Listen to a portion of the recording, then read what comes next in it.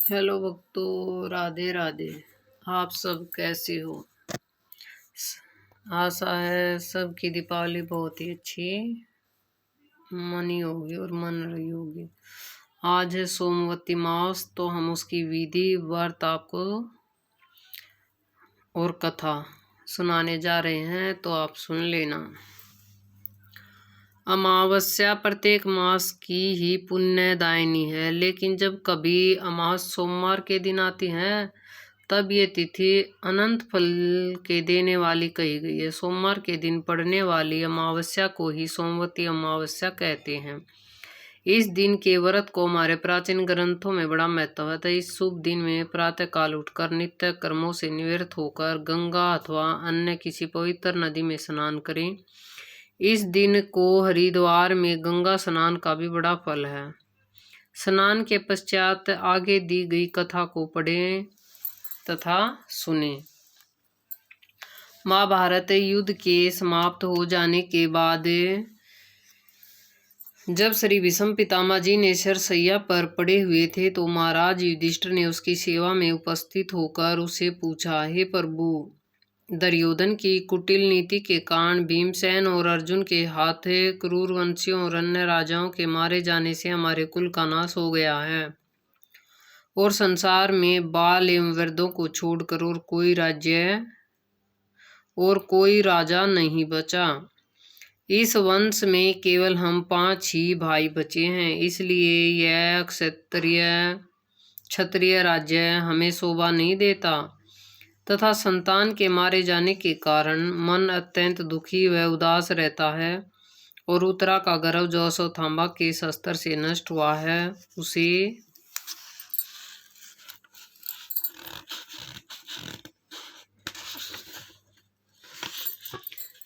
कारण मेरे दुख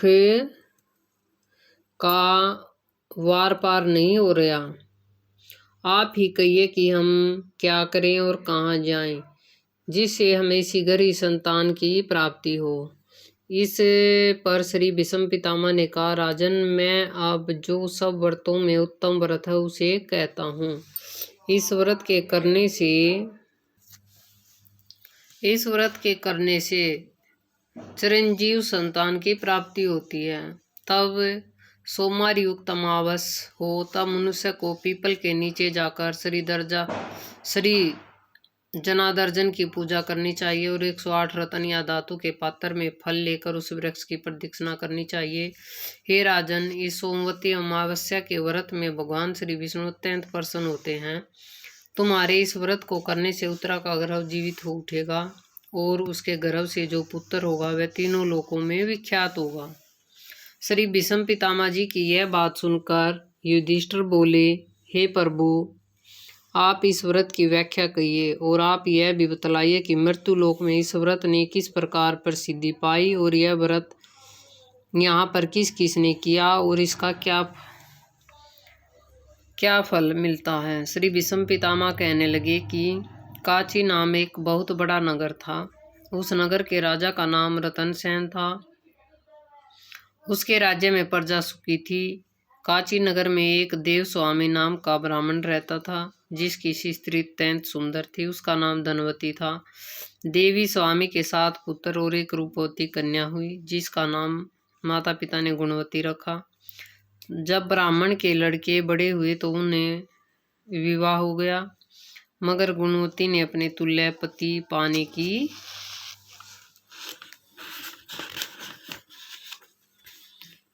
विचार से कुंवारी ही रही। एक दिन ब्राह्मण ने देव स्वामी के मकान के दरवाजे पर आकर भिक्षा के लिए याचना की। देव स्वामी की सातों बहुओं ने बारी बारी से आकर उसको भिक्षा दी। ब्राह्मण ने उन स्त्रियों को सौभाग्यवती संपत्ति का आशीर्वाद दिया। इसके बाद धनवती ने गुणवती को भी भिक्षा देने के लिए उसे विप्रिय के पास भेजा। उसने भी ब्राह्मण को प्रणाम करके उसको भिक्षा दी। भिक्षा पाकर विप्रिय ने कहा, तुम धर्मवती हो। इस आशीर्वाद को पाकर गुणवती ने अपनी माता से बताया वह यह सुनकर ब्राह्मण के पास आई और कहा, हे महाराज, आपने मेरी बहुओं को तो उत्तम आशीर्वाद दिया, लेकिन मेरी कन्या को विपरीत आशीर्वाद दिया। कृपा करके मुझे कारण बताइए। ब्राह्मण ने कहा, हे देवी, तुम पृथ्वी पर प्रख्यात चरित्र हो। तुम्हारी कन्या को यथा योग्य आशीर्वाद दिया है। गुणवती अपने विवाह के माध्यम से विधवा हो जाएगी, इसलिए उसे जहाँ तक धर्म आचरण हो यह करे, यानी कि जो धर्मात्मा के काम है ना, अच्छे अच्छे काम करे। धनवती ने कहा, ये महाराज, यदि उसका कोई उपाय हो तो कहिए। ब्राह्मण ने कहा, ये देवी, जब सोमा तुम्हारे घर में आवे तो उसकी पूजा से इसके वेदवा का नाश हो सकता है, इसलिए मैंने तुम धर्मवती हो कहकर कन्या को आशीर्वाद दिया। धनवती ब्राह्मण की यह बात सुनकर चिंतित हुई और उसको बार बार प्रणाम करके कहने लगी, हे महाराज, जिस सोमा के आने से वेदवय का नाश होता है वह कौन है, उसकी जाति क्या है, वह कहाँ रहती है और कब आती है। हे प्रिय, सोमा जाति की धोबिन है और सिंहल द्वीप में रहती है। यह जब तुम्हारे घर आवेगी तो गुणवती का वैधव नाश होगा। इतना कहकर वह ब्राह्मण यहाँ से चला गया। धनवती ने सारा हाल अपने पुत्रों से कहा, गुणवती को मैंने और तुम्हारे पिता ने बड़े लाड प्यार से पाला है। अब यह सोमा के आने से वेदव्य से छूट सकती है। तुम सब में से जो सबसे अधिक पिता का भक्त है और माता की आज्ञा का पालन करने वाला, वह गुणवती को साथ ले जाकर सिंहल द्वीप से सोमा को ले आए। धनवती की बात सुनकर उसके पुत्रों ने कहा, माँ, तुम अपने पुत्री के प्यार में फंसकर हमें एक बड़ी कठिनाई यात्रा पर भेजना चाहती हो। मार्ग में 100 योजना के विस्तार समुद्र है, इसलिए हम असमर्थ हैं। अपने पुत्रों की यह बात सुनकर देव स्वामी ने कहा, हाय, मैं 7 पुत्र होते हुए भी अपुत्रवत हूँ। भला मैं अपनी प्यारी पुत्री को विधवा कैसे देख सकती हूँ। देव स्वामी को इस बार क्रोध में भरा देखकर उसके सबसे छोटे पुत्र शिव स्वामी ने कहा, हे पिताजी, आप क्रोध न कीजिए। मेरे होते हुए आपको सिंहल द्वीप जाने की आवश्यकता न पड़ेगी। अतः एवं गुणवती को साथ ले जाकर मैं वहाँ जाऊँगा और कष्ट से छुटकारा पाऊँगा। इतना कहकर और माता पिता के चरणों में सिर झुकाकर शिव स्वामी अपने बहन गुणवती को साथ लेकर सिंहल द्वीप को रवाना हो गई। कुछ दिन तक चलने के पश्चात वह बहन भाई समुद्र के तट पर पहुँचे और वहीं से उन्होंने एक बार बरगद का बहुत बड़ा वृक्ष देखा।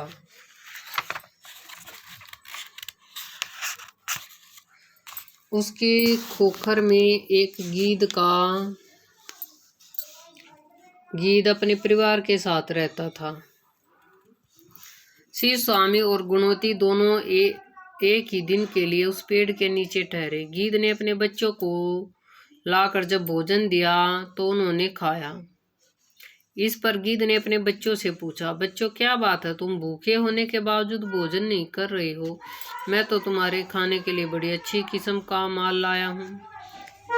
यह सुनकर गीद के बच्चों ने उत्तर दिया, पिताजी, इस वृक्ष के नीचे 2 मनुष्य आकर ठहरे हुए हैं। बिना उनको भोजन कराए हम भला किस प्रकार भोजन कर सकते हैं। अपने बच्चों की यह बात सुनकर गीद ने शिव स्वामी और गुणवती के पास जाकर कहा, भाई, तुम लोगों का जो काम है बन जाएगा, अतः तुम भोजन कर लो। गीद की बात सुनकर उन दोनों भाई बहन ने भोजन किया और तब भोजन कर चुके तो गीदराज ने उन दोनों को समुद्र के पार उतार दिया। समुद्र पार कर लेने के बाद वो सोमा के मकान पर सिंहल द्वीप में पहुंचे। वहां पहुंचकर दोनों नित्य प्रति प्रातः काल उठकर सोमा के घर को बुराने व चौका लगाने लगे। इसी प्रकार 1 वर्ष तक करते रहे। एक दिन सोमा ने अपने पुत्रों से पूछा, यह प्रातः काल कौन हमारे यहाँ चौका कर जाती है? सोमा के पुत्रों ने उत्तर दिया, हम तो मालूम नहीं। अपने पुत्रों का यह उत्तर सुनकर एक दिन सोमा रात्रि को कोने में छुपकर बैठ गई और प्रातः काले उसने शिव स्वामी और गुणवती को आंगन लिपते हुए देखा। इस पर उसने पूछा, तुम दोनों कौन हो? शिव स्वामी ने कहा, हम दोनों ब्राह्मण हैं। इस पर सोमा ने कहा, तुम ब्राह्मण होकर मेरे घर का चौका लगाने से मैं तो नष्ट हो गई हूँ। इस पाप से भला मैं किस प्रकार छुटकारा पाऊंगी? मैं नीच जाति की हूँ, अर्थात धोबिन हूँ। तुम्हें भला ब्राह्मण होकर मुझको क्या अपराध लगा दिया? यह सुनकर शिव स्वामी ने उत्तर दिया, यह लड़की मेरी बहन है। हमें बताया गया है कि शादी होने के बाद यह विधवा हो जाएगी। यदि तुम इसके पास होगी तो फिर इसका वैधव दोष नष्ट हो जाएगा। इसलिए मैं और मेरी बहन आपकी सेवा कर रहे हैं।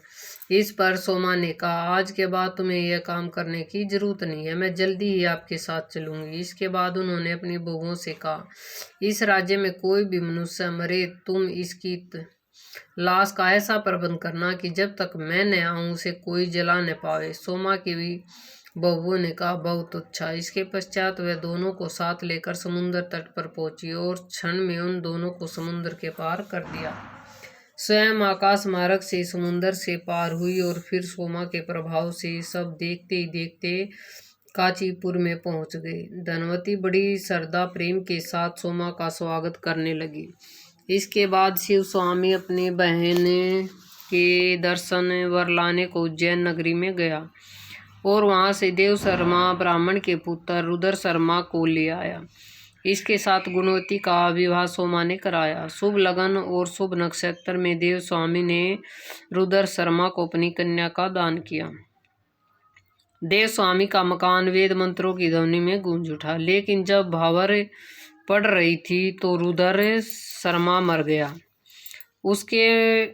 उसको मरा हुआ देखकर सबके सब रिश्तेदार उत्सवर में रोने लगे, लेकिन सोमा चुपचाप बैठी रही और उसने अपने व्रत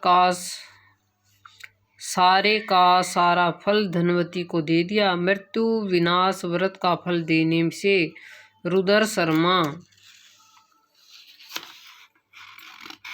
जीवित हो उठा और एकदम ऐसा उठकर बैठ गया जैसे कि सोते से उठा हो। इस तरह विवाह समाप्त होने के पश्चात गुणवती अपने पति के साथ उज्जैन नगरी को चली गई और सोमा भी अपने व्रत का फल देने के बाद हंसी खुशी सियलदीप को लौट गई। अब उधर की सुनिए। सोमा के सब पुत्र मर गए, फिर उसका पति और दामाद मर गया। मार्ग में आते हुए सोमा को मरे हुए को जिलाने वाली सोमा युक्त अमावस तिथि पड़ी। उसने रास्ते में रुई की गठरी सिर पर रखे हुए एक बुढ़िया को देखा तो रोती हुई चली जा रही थी। बुढ़िया ने उसे कहा, पुत्री मेरे सिर पर रखे हुए भार को उतार दे, फिर मैं भी तुम्हारे साथ चलूंगी। सोमा ने उत्तर दिया, माया सोमती अमावस्या, आज के दिन मूली तेल और रुई को मैं स्पर्श नहीं करती।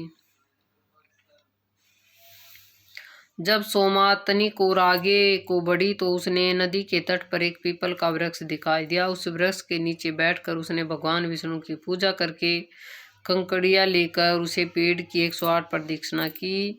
श्री भीष्म पितामह ने महाराज युधिष्ठिर से कहा, राजन, जब सोमा ने 108 प्रदक्षिणाएं की तो उसका पति, दामाद, पुत्र सब जीवित हो उठे। समस्त सिंहलदीप लक्ष्मी से परिपूर्ण हो गया और उसके घर में तो विशेषकर आनंद हो गया। तब वह घर पहुंची तो अपने पति, पुत्र या दामाद को जीवित देखकर अत्यंत प्रसन्न हुई। उनकी बहुओं ने उसको नतमस्तक होकर प्रणाम कर उनसे पूछा, माँ जी, आपके जाने के बाद आपके पति, दामाद और पुत्र मर गए थे, वह भला अब किस तरह जी उठे हैं? सोमा ने कहा, मैंने अपने व्रत का फल गुणवती को दे दिया था, इसी के कारण मेरे पुत्र, पति और दामाद सब मर गए थे। अब जबकि मैं कांचीपुर से वापस लौट रही थी तो मार्ग में सोमवती अमावस का शुद्धि दिन आ पहुंचा। मैंने पीपल के वृक्ष की पूजा करके और कंकड़ियां हाथ में लेकर 108 बार प्रदक्षिणा की उसने मेरे पति, पुत्र और जामाता सब जीवित हो गए। तुम भी इस व्रत को विधि पूर्वक किया करो, इससे तुम सदा सौभाग्यवती को पाओगी। इस तरह से सोमा की आज्ञा मानकर गुणवती और उसकी बहुएं व्रत को करती रही और व्रत के प्रभाव से वह कुल भागों को भोग कर पुत्र पोत्रों से युक्त हुई और मृत्यु के पश्चात उन सब पुत्र पोत्रों सहित वैकुंठ को प्राप्त हुई। श्री भीष्म पितामह जी, जब सोमवती अमावस हो तो वह पुण्य काल देवताओं को भी दुर्लभ नहीं। उस दिन प्रातः काल उठकर स्नान करके रेशमी वस्त्र पहनने चाहिए और पीपल के वृक्ष के निकट जाकर पीपल की जड़ में इस मंत्र सहित भगवान विष्णु का पूजन करना चाहिए। व्यक्त व्यस्त स्वरूप सृष्टि स्थिति अंत के करने वाले आदि अंत से रहित आपको मेरा नमस्कार। इस प्रकार पीले वस्त्र, अक्षत, फूल, फलों और खाने पीने की चीज़ों से भगवान विष्णु की पूजा कर और इस मंत्र से पीपल के वृक्ष की पूजा करनी चाहिए। हे अग्नि और गोविंद के आश्रय स्थान अश्विनी पीपल वृक्ष राज, हमारे संपूर्ण पापों को हरो। इस प्रकार पूजा करके मोती, सोना, चांदी, हीरा तथा मणियों को हाथ में लेकर प्रदक्षिणा करनी चाहिए। फिर कांसी के बर्तन और तांबे के बर्तन को हाथ में लेकर पीपल की प्रदक्षिणा करनी चाहिए। जब तक 108 फेरी पूरी न हो तब तक प्रदक्षिणा करनी चाहिए। इसके बाद समस्त वस्तुएं ब्राह्मण को दे देनी चाहिए। हे राजन, यह तो विधि में मैंने तुमसे कही है, इसके अनुसार तुम द्रौपदी समुद्रा उत्तरा से व्रत करवाओ। इसी के उत्तरा का गर्भ जीवित हो उठेगा। भगवान विष्णु के इस व्रत को सुनने से ही स्त्री को पति, पुत्र तथा धन की प्राप्ति हो जाती है। तो ये थी हमारी सोमवती अमावस्या की कहानी। तो तब तक के लिए फिर हम अगली वीडियो में फिर मिलेंगे। तब तक के लिए राधे राधे बोलो सभी, राधे राधे बोलो माधव, राधे राधे।